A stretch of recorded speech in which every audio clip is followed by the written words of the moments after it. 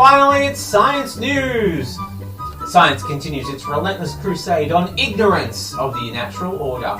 If science had its way, we'd know the holistic way in which everything impacts everything else, turning the world into some kind of natural Rube Goldberg machine where everything is designed to either kill or heal everything else. And it is because of this that we find ourselves on a new scientific precipice, as scientists have discovered the parasite Toxoplasmosis gondii, which you may know as the source of the neurological disorder toxoplasmosis, which is found in soiled cat litter, could be a key to curing Alzheimer's and other neurological disorders. Scientists are now scrambling to protect the most precious resource of all, cat ladies, the number one source of exposure to toxoplasmosis around the world. If you don't know, and that's totally fine, toxoplasmosis is a neurological disorder caused by the parasite Toxoplasmosis gondii.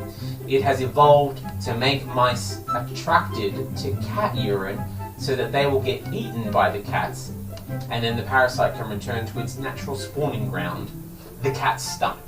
It's like when salmon swim upstream to return to their breeding grounds, but in this case the stream is the stream of cat urine, and they don't swim so much as pilot a tiny mouse submarine into the heart of death.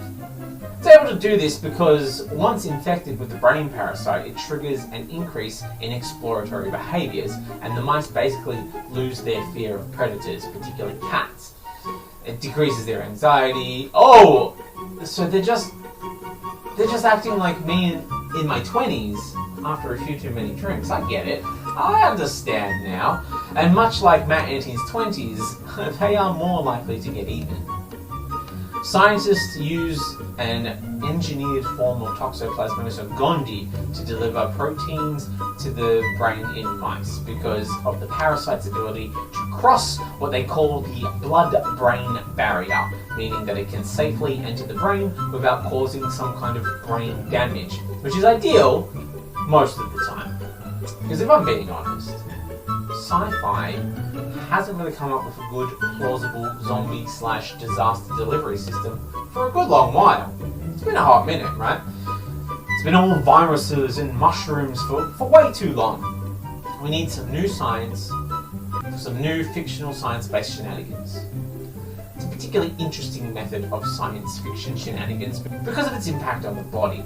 It has a number of pretty terrible side effects, but most notably it can give humans more courage and help them overcome their fear of failure. Unlike the similarly named Toxoplasmosis gondii, which causes people to adopt a policy of mass disobedience and non-violent resistance, but also causes them to obsess with their own celibacy and in their late 70s, before they die at 78, sleep naked with their grandniece who was in their late teens, just to test your willpower to abstain from sex. This lack of fear, however, is the perfect way to develop super soldiers, fearless killing machines who, due to their inability to get Alzheimer's, will never get to forget the atrocities of what they did for their country. And possibly, they'll just really love the smell of cat piss.